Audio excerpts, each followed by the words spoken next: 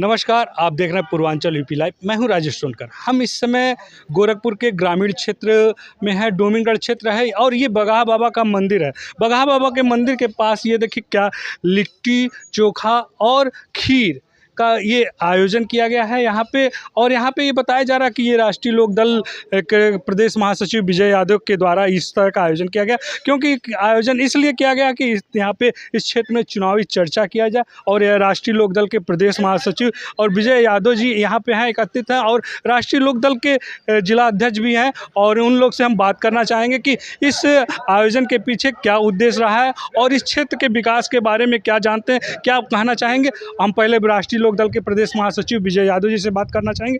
ये बताइए विजय यादव जी, ये जो लिट्टी चोखा का आयोजन किया गया, क्या उद्देश्य है?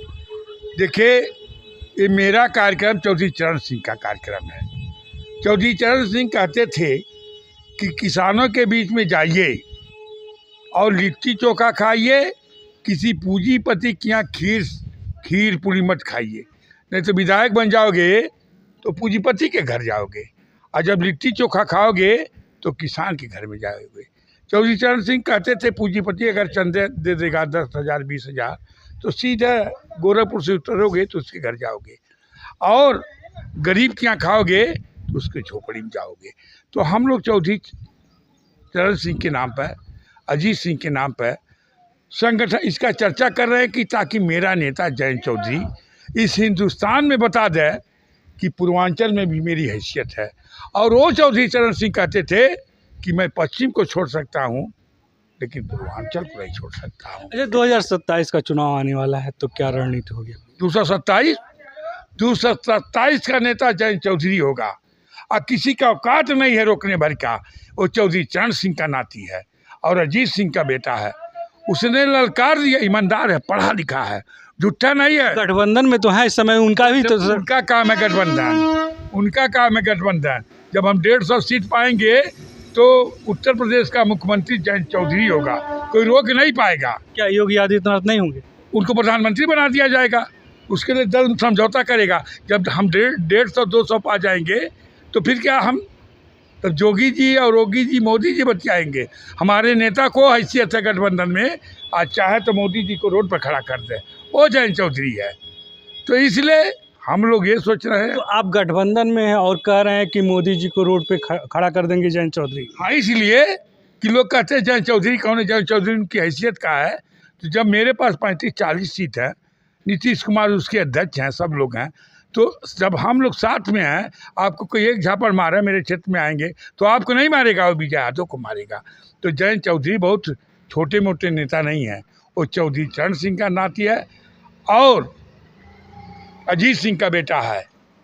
तो कहने का मतलब हमारे नेता कह के गए हैं कि कभी गुंडों को सलाम मत करो, किसी बदमाश को मत सलाम करो, किसी थाने के दरोगा को सलाम न करो, किसी के सब सिपाही के न करो, अपना लाठी ले लो और चल दो कि मैं चौधरी चरण सिंह का शिष्य रहा हूँ, अजीत जयंत चौधरी का सिपाही हूँ।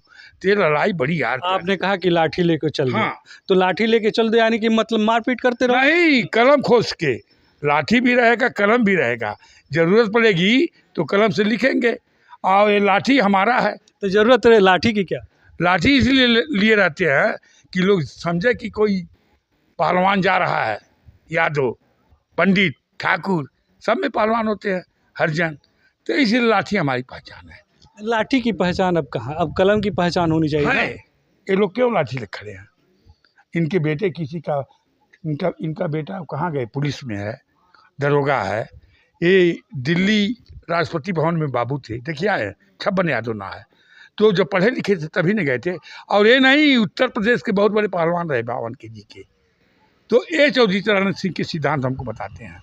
ऐसा नहीं जानिए कि जब से नेता झूठा पैदा हो गए, जैसे चौधरी चरण सिंह के मरने के बाद अजीत सिंह आए और माननीय मुलायम सिंह जी कह दिए कि हम दत्ता पुत्र हैं, दत्ता पुत्र हैं।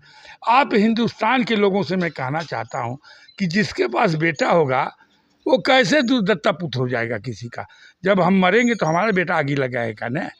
तो हमारे नेता अजीत सिंह झूठ नहीं बोल पाते थे। अगर झूठ बोले होते तो उस समय प्रधानमंत्री मुख्यमंत्री वो हुए होते और मुलायम सिंह नहीं हुए होते। और जवाब भी नहीं देते थे, हंस के किनारे हो जाते थे। तो इसलिए वह जवाब देने के लिए हम लोग आए हैं।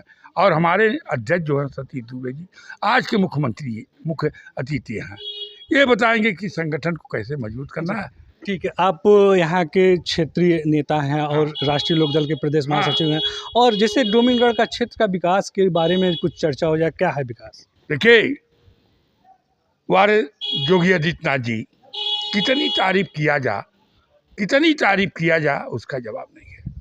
महाराज जी जब हम लोग धरना देते थे और जब हमारे पास 5,000 हो गए तो मानी शीतल पांडे मेरे घर आए थे और ले गए कि महाराज जी बुलाए, सांसद जी को चली गए, कहना विजय जब धरना देना तो हमको बुलाना। तो हमने कहा महाराज जी एक कृपा है, आपसे निवेदन है। कहना बोल। हमने कहा आप संयोजक हो जाए, मैं अध्यक्ष हो जाऊँ। और ये महाराज जी के नाते ये विकास हुआ। आज मेरे